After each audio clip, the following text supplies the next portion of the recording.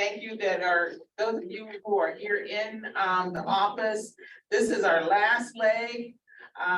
But if you need assistance, please don't hesitate to reach out to us. Flo, Adrian, myself, we're here if you need assistance. So I'm gonna turn it over to Adrian. And she's going to talk about this investment priorities Yep. section. So I'm Adrienne Price, Vice President of Community Impact here at United Way. Really lovely to see all of you. Very excited to see lots of applications coming through. We are close to the home stretch. The purpose of today's session is really just to talk a little bit about the investment priorities. All of you should have access to those from the start. They are, of course, on our webpage as well as in the software. Those of you who have been in the software, they're also listed here in the resource center, so you can access those. Those are really key. If the application will be far more difficult if you don't look through those first. So I encourage you absolutely to get into those. We're just going to have I'm going to offer a couple of quick comments about the investment priorities, and then we're going to go in and see what questions folks have. Really, the investment priorities, there are 3 that you can choose to apply under, and that is childhood success, youth success, and access to health. When you go into the software, you're forced to make a choice of what the investment priority is. Really, if you have gone in already and chosen one, you can change it if you choose to, but make sure that you're reviewing the information sheets clearly or closely, because it really will make your world a lot easier.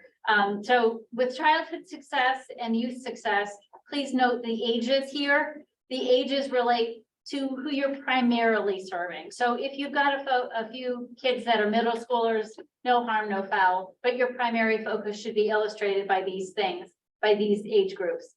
The focus areas of childhood success are very different from youth success. Obviously, this is a much younger age, so school readiness and reading proficiency.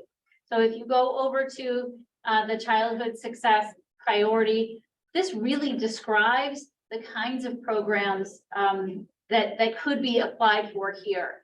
The thing I think that makes it most clear is not only the description of the kinds of programs that we fund, but really when it comes to the required indicators and outcomes. So on the lower half of each one of those information sheets, you'll see if you think about your program and you review these information sheets and you think childhood success, that's where I line up.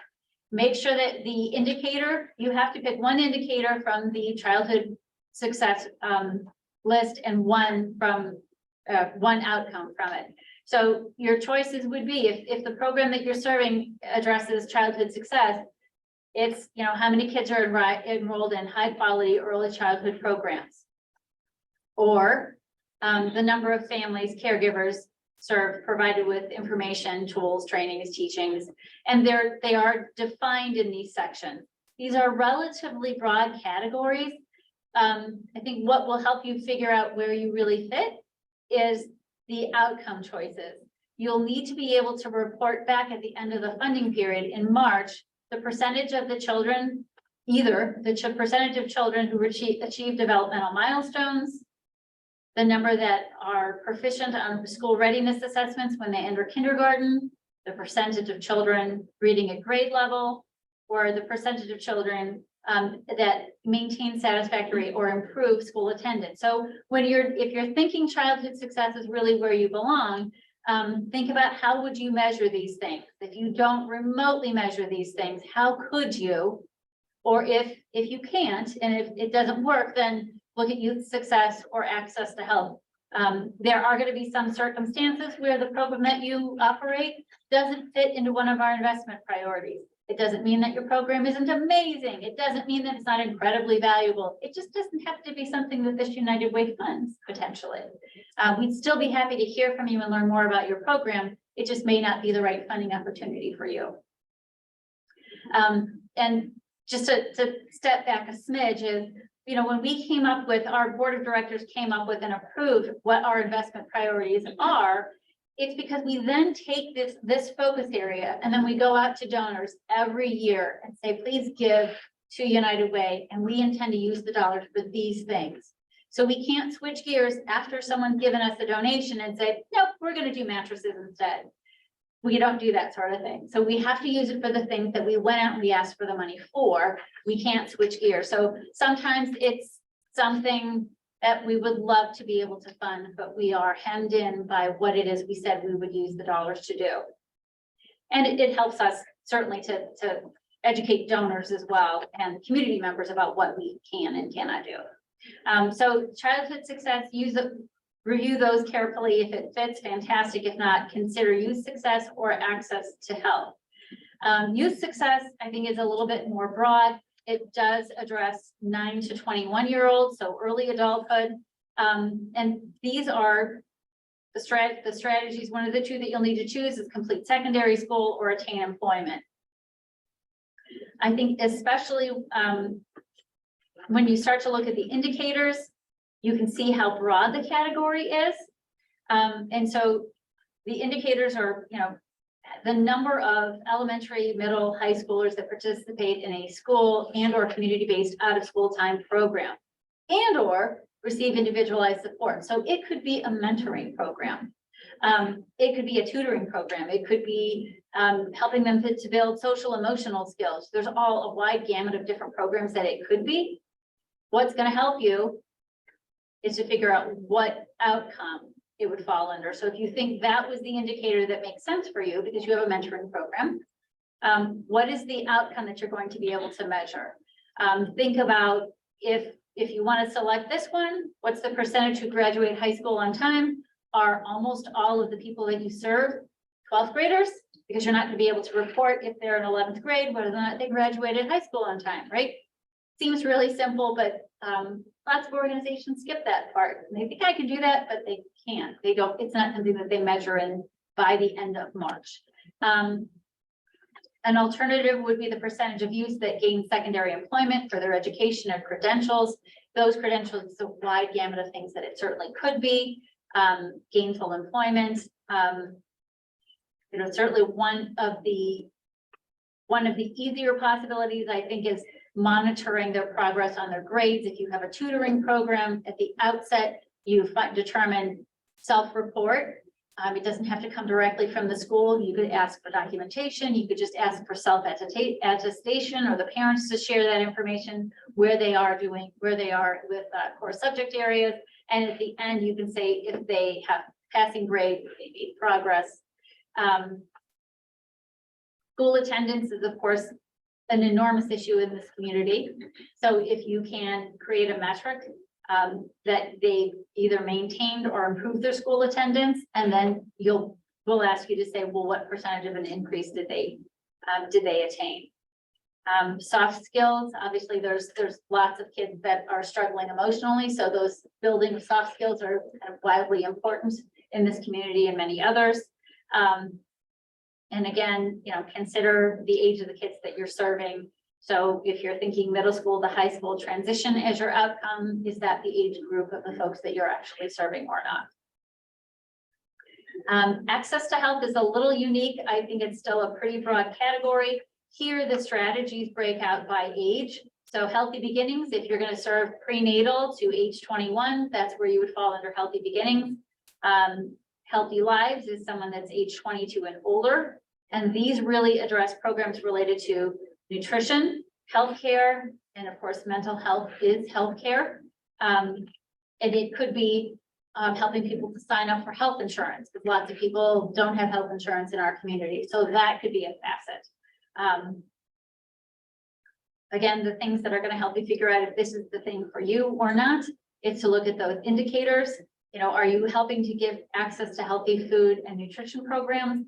I think historically what United Way looks for is not just food, but healthy foods. So if you're able to provide a backpack program, but what you're able to distribute are lots of Doritos and Lay's potato chips. Well, that's great.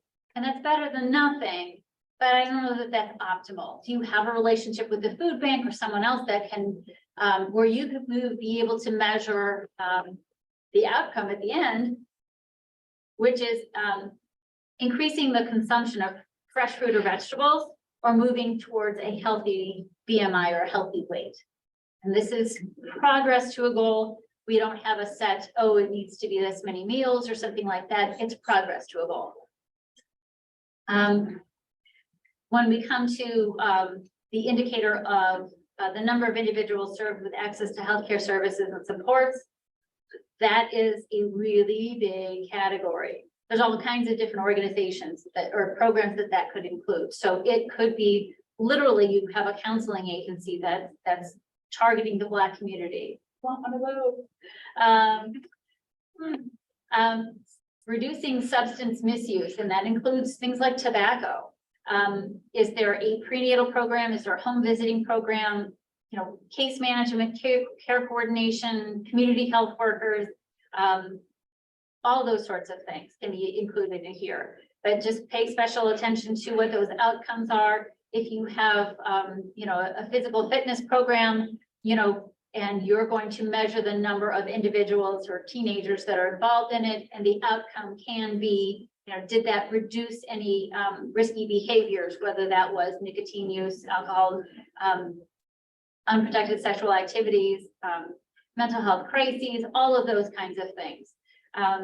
These are ones that you have to select. You have the ability, we call them program-specific metrics. So you have the ability to add a couple to your program, things that you choose to add outside of ours. That is in this section where you're able to craft a program-specific measure. You can create your own title, your own indicator, and your own outcome. We want to make sure that the ones that you add are focused on the actual program, not necessarily, or excuse me, actually focused on the participants, not on whether or not there's growth in the program. Like, we want to be able to serve 10,000 people. Fantastic. I'm not really interested in that part. I want to know, so those 10,000 people that you served, how well did you serve them? Were you able to reduce food insecurity? Did you increase the number of fresh fruits and vegetables that they had each week? Did it mean their parents didn't skip a meal because they had sufficient food? What was it? But we want to see the change. The outcome is the change that you're expecting to make for that those individuals, not specific to how's the program growing? Is it bigger? Are we serving more neighborhoods? But what's the change happening for those individuals? That is actually all I was going to mention. Feels like a lot because that was 20 minutes later. So what questions do folks have, perhaps about where they fit, or just questions in general? Feel free to unmute, throw it in the chat, make some noise, whichever way you feel most comfortable. Yes, sir.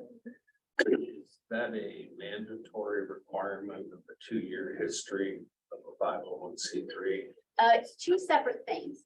So in order to apply for this funding opportunity, your organization has to have been serving Stark County, primarily the Black community, for at least 2 years. If you did that 1 year as not a 501c3, and you did it in the second year as a 501c3, yes. So you have to have served the community for at least 2 years. Okay. The difference is if you are not a 501c3 now, you can only apply for $1,000 to $5,000. If you are a 501c3, you can apply for $1,000 to $10,000. Another no school agent. So if you have a fiscal agent, What if I had that agent? okay, you personally or an organization? Me personally on behalf of. Well, that will be interesting, and we should probably talk about I that. like new ground. I appreciate that. So we can, I don't know if that's going to work, but we can certainly talk about it. So, Physically, it's already happened. okay. Sidebar. Okay, so Who's the can I ask who's the organization? The agency? I have 2 clients currently operating 501c3s that primarily and not predominantly serve the Black community. One is a recently formed one has been out there for a year and a half. Are they Black led? Yes, they are. And are they applying for 100%. this process? I'm sorry. They're applying for this process? I'm here today Okay, okay, So all the, right. to explore that. so the organization is a newly formed 501c3. On the one, the other, no. So the one that's newly formed, how long have they been serving Stark County? Well, it's kind of a combination. Their first event will be this fall or this late summer. Okay, so they would qualify because they haven't been serving the Black community for 2 years. If they've been doing it under another company, So the program is, you said the program is offering their first event this fall. the official 501c3 was formed, but they've been serving the community for a year and a half prior. So a year and a half isn't long enough. That's my question. Yeah, so and the difference really is, I mean, part of it is our board of directors doesn't allow us to do that. So, unlike other funders in the community, because ours are community dollars, there are criteria that you have to meet and we don't have the ability to wiggle those rules. Starting route to 414 Wales Road Northeast. Someone's on their way. Summer, did you have a question? Oh, John, I think you may have been, I think you need to unmute. Sorry, John. Oh, sorry. Yes. I have a question. One of the things I have experienced working with Canton City, it's that it's been difficult to collect some demographic data from kids who are coming from relatively unstable families. So because of that, now obviously kids are minor, so we need to collect the demographics from the parents, but this doesn't always happen the way it needs to happen. Because of that, this is a major issue when it comes to reporting, for instance, to the city of Canton as to how many people were served based on their way of verifying the number of people. So my question is, considering that major barrier, which I consider a major barrier, is it okay to just report based on our data and what we are able to collect versus the hard copy signed by the parents/guardian of the children we are serving? So I think there are so what you're expressing is not an unusual struggle with some of our middle school and younger programs. It's not a terribly unusual thing. Unfortunately, sometimes it's that either the parent is disengaged or something is happening. And sometimes programs are simply anonymous, so it's difficult to do. So you have to craft your best effort to get that demographic information. Our goal in general is to have reporting back on 80% of those program participants. Okay. 80%. So if 20% you're not able to get, we're not going to get very excited at all. But we'd like to know, the purpose is to kind of see who is being served by the entity, because it really helps us not only to screen who gets the funding, but then when we go out to other organizations to fundraise, we can then say, this is who we worked with. And really specifically for this, the small grants process is being able to report in the first iteration, this is what happened and who was served, so that we can, get grant dollars pulled together so that we can make more dollars available. So 80% is my hope. If you don't get there, the hard part is that, we don't have hard and fast guidelines set on this process, this particular process. But normally, if an organization doesn't have a great reason for not providing 80%, they then potentially lose points on their future applications. Sure. So I understand that. But again, I'm going to reiterate that, let's say, for instance, I've served some kids from from Canton City School District, and the kids were bussed over to my organization. However, the paperwork I gave the school for the families to fill out never came to me. I sent the paperwork twice. Yes, So in spite of repeated requests that I need this paperwork yes. to justify my expenses, Yes, but still I have not received this paperwork. So this is not dealing directly with families, it's dealing with the school district. yes. That also sounds familiar. So, It does. so at that point, I feel like I'm unfairly penalized Understood. because I did the effort to prepare all the application files and everything. But at the same time, the school that has to protect some amount of information, well, they cannot allow me to come and do, things my way. So I feel trapped. So for us, and I'm sorry, I understand that is a problem and it's not unusual. It's unfortunately, it's difficult. The schools are very busy and sometimes they commit to doing things that down the road, it's just too hard to do and they don't. So you have to create your own way to measure those things. And if that's a head count at the beginning of the day and you know that they're just middle school students, and then you can say, my expectation is that I think most of them are this age, most of them are this age, and for sure, you've got a clicker that says, okay, there were 72 that came today. Yep. And you're going to do the best that you can. And if you know they're from this school and they live in this zip code, I think those are things that we can sort out, because it's not random. You've made your effort. I think that's okay. That's that's what I've been able to do my way.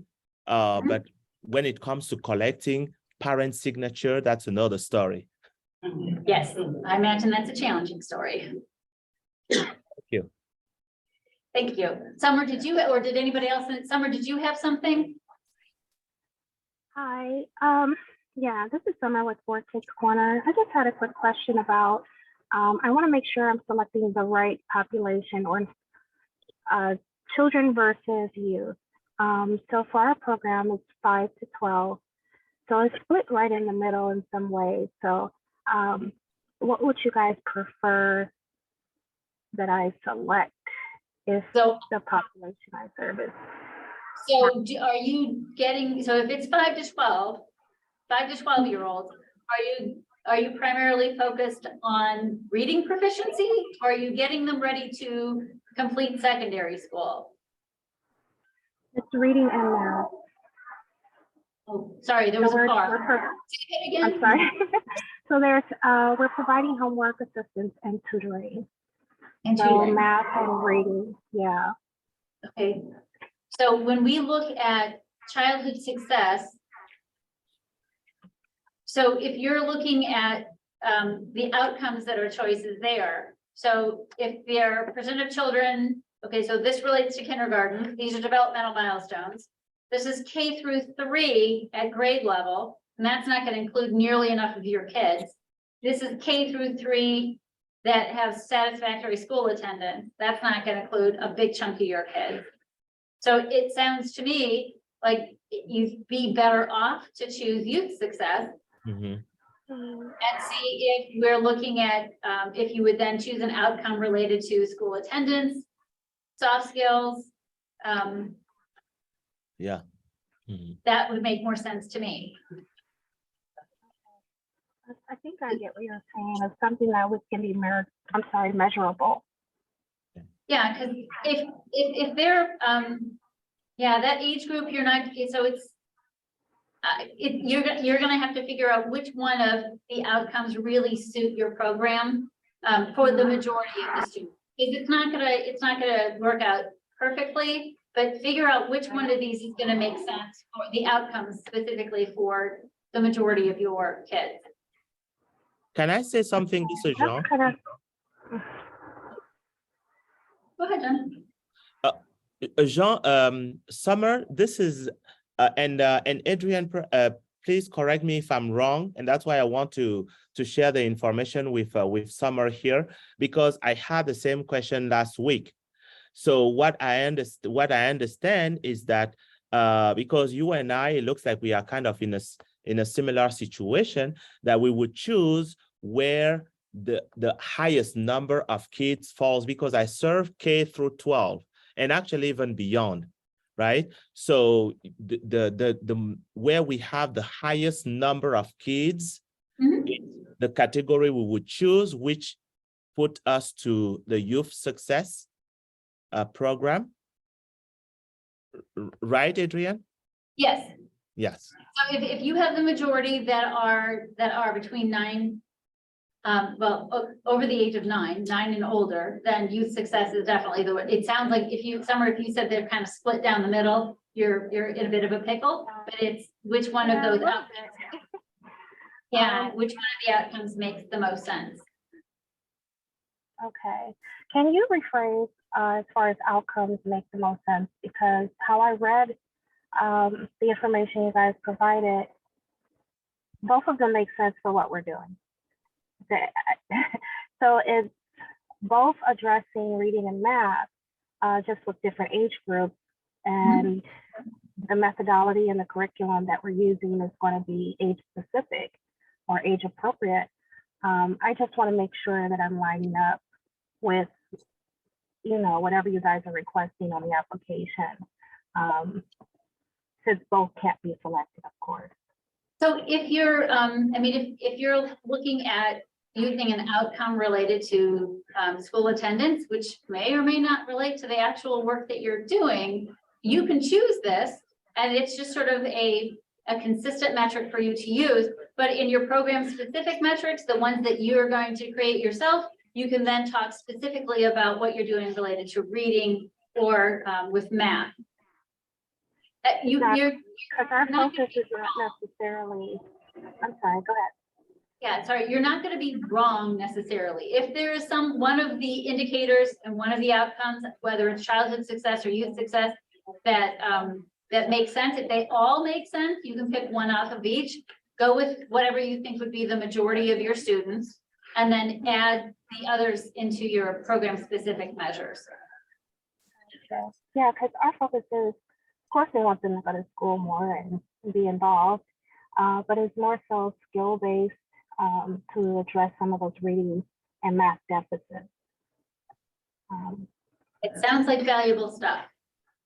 Yeah, so I just want to interpret that correctly so that you can understand. I'm trying to figure out which one I should select. So what you're trying to avoid is the only thing that you're trying to avoid is one that makes no sense at all. If there's a rationale for you to use one for youth success and there's a rationale for you to use childhood success, okay, well then you pick whichever one makes the most sense. It sounds honestly like you could pick one or the other and it would be okay, because you're going to describe why that is in your narrative, and you're going to add 1 or 2 program specific measures that further illustrate what you're really doing. It doesn't sound like this is none of this makes sense and it's not appropriate for you to apply. So this may be one of those unique instances where you might be overthinking. Okay, I do that a lot too. I do that. I appreciate that. And I'll go ahead and pick the one that's most suitable, even though I think both of them are.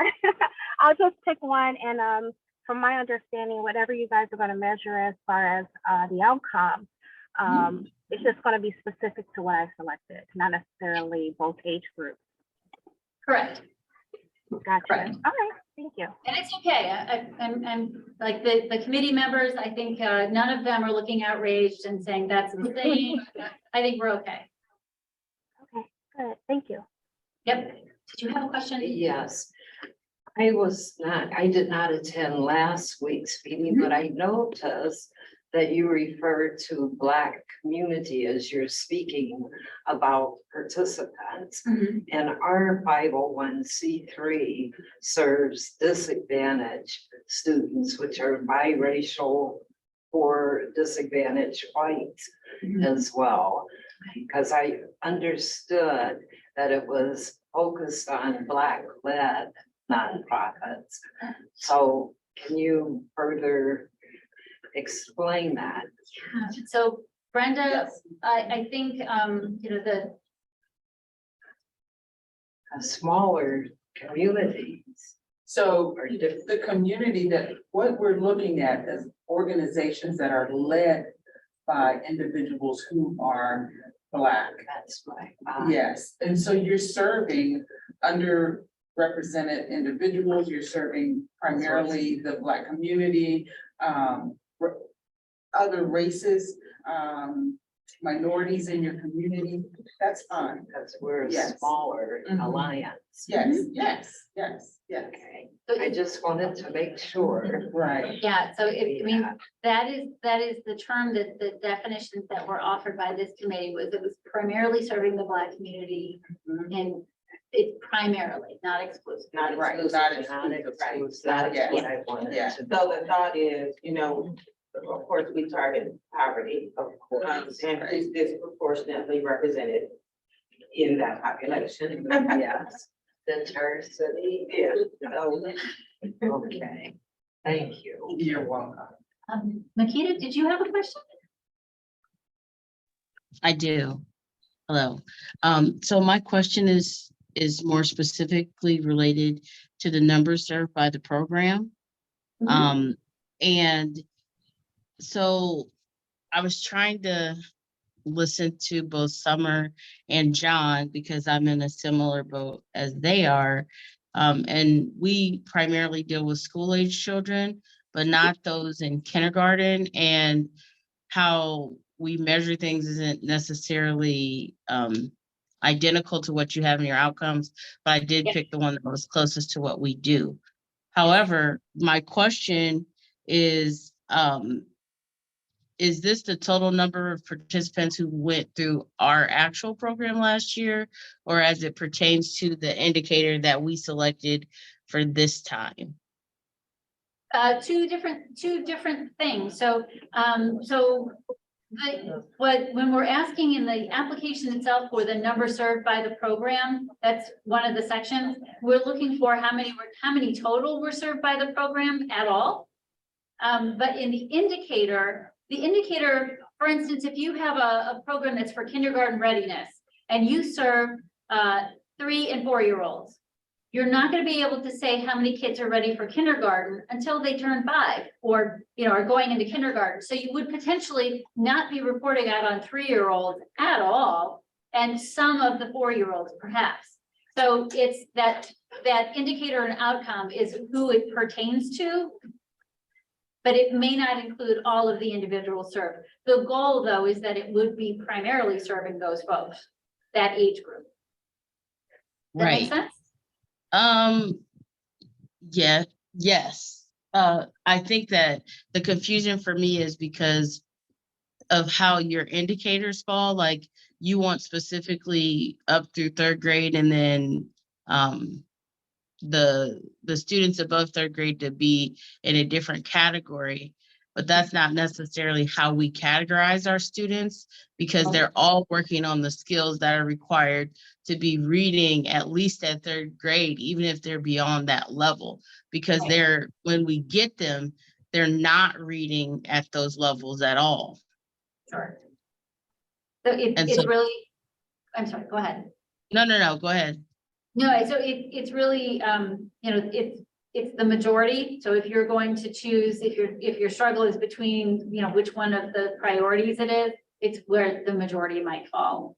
And knowing that some of them may fall outside of that, but if these are program types that make sense, and you just happen to be serving, if it's about reading proficiency and you serve kids that are outside of that target age group, that are over the age of 8, you know, if it doesn't make sense to move them all into youth success with a measure, use the one with childhood success, but you'll only be reporting out on those in the outcome that are age appropriate. Okay, but if I choose the other one, then I would most likely report on all of them. Depending on which one you choose, because some of these in youth success, they are specific to specific ages. Right, no, and I saw that. I even got an email back from you guys to tell me to switch the category. So, and I'm okay with that. I just want to make sure I'm reading the information correctly. Do you feel okay with what we've talked about, or is it still wiggly? I think it'll be fine. Okay, I think it'll be okay. okay. And if it's not, I know you're gonna send me a text or you're gonna call Brenda or something, right? I will. Yes, Rita, don't hesitate to reach out. Okay, thank you. Okay. All right. Anyone else? Anyone else? Thank you all. Oh, looks like Deborah. Again, we are, oh, there's one more. Yes, Yes, so I just wanted to be clear on where I stand. I am working with veterans, and I will be connecting veterans to resources in the community, mental health, housing, whatever resources they may need. I will be connecting them to those resources. What category would I fall under? So if we're talking about adults, the only category that would apply here would be access to health. So what you would, the only things that we would fund would relate to access to healthy nutrition, access to healthcare services, or health insurance signups. So if you're doing other things, if you're doing referrals to other places, it may or it may not fit. So what we would fund would relate to just health insurance enrollment, providing access to, like, making referrals to, and we've talked through some of the, what it means to make a referral. So it's something in previous work that we've done, something like a community health worker would do. Not just here's a phone number to call, but doing a warm handoff, walking them through that process, just, to make sure that it's something that's fuller than just here's the phone number to call. And then the healthy nutrition programs. But so have you considered what outcome you might fall under then? Because I'm not sure. Yes. You mean what category I would? Is that what you were asking me? No, so if you're serving adults and you're thinking like access to health is the only one that would serve adults. So Yes. if your choices for outcomes, because you have to pick one, would be the percentage of adults or children served who have increased their consumption of fruit or vegetables and are moved towards a healthy weight, or the percentage of youth or adults served who avoid or reduce risky behaviors like drug or alcohol abuse, nicotine, tobacco use, unprotected sexual activity or teen pregnancy, mental health crisis, or suicide attempt. You would have to be able to report on one of those two. Okay, I understand. Mental health and drug and alcohol addiction would be, yes. That makes Okay. sense. Okay, good. yeah, that makes All right. perfect sense. Yep. So, Okay, so it sounds like with that, it's, if that's the choice that you would make, it probably makes sense to access to healthcare services and supports would be your Oh. indicator. okay, thanks, thank you very much. I think I just want to say this, thank you to John. I don't think I had said that, but his attempt to try and interpret that for me. So thank you for that. And thank you guys so much for walking us through this. It's a big deal. Yes, you're welcome. Yes. Thank you all. Any Yes. other questions or comments? I just wanted to thank you for all the information and support as well. This has been very, very helpful. And just the support that we're receiving and the positivity from everyone. It's just real, it's very refreshing. So I appreciate it. Thank you very much. Absolutely. That's your committee at work for you. It is. Thank you. Thank you, Well- everyone. I appreciate your support. Have a good night. Yes, you. thank you. You too. Have a great weekend. Thank you. Bye now. Thank you again. Good night. Good night. Everyone, looking forward to those applications. Thank you. Thank you.